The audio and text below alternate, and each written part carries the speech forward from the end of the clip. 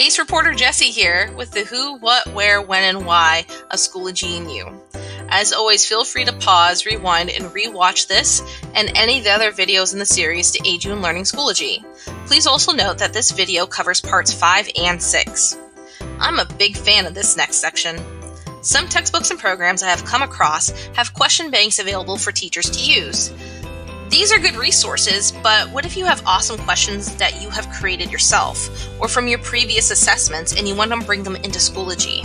Well, Schoology has question banks that you can create, track, and share.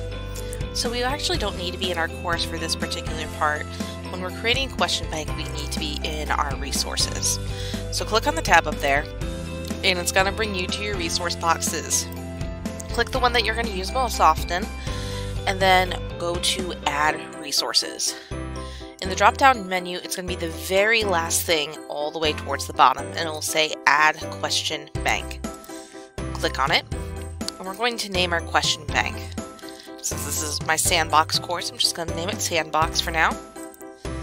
This is a practice question bank.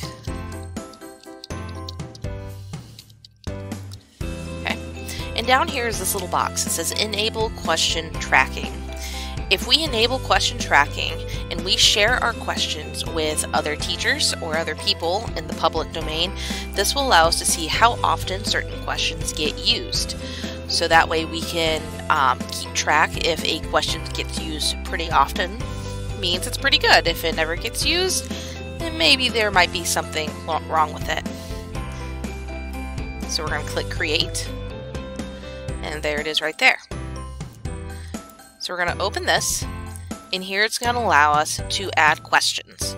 We also have some options to disable question tracking if we don't want other people to be able to use it. But for now, we have the basics, the ones that we were talking about earlier. True, false, multiple choice, ordering, short answer, essay questions, fill in the blank, and matching. So let's add a true, false question just for practice. Okay. So, Schoology is easy to use if you follow the directions. Okay, it's a true-false statement. Down here, we can choose whether or not the answer is true or false, and then require a correction if it's false. It doesn't have to be. Great question. And now we have a question in our question bank. We can add any of these types of questions to our question bank. The only ones we cannot add are other types of questions that we're going to talk about in the next video. We can also reorder questions in the question bank.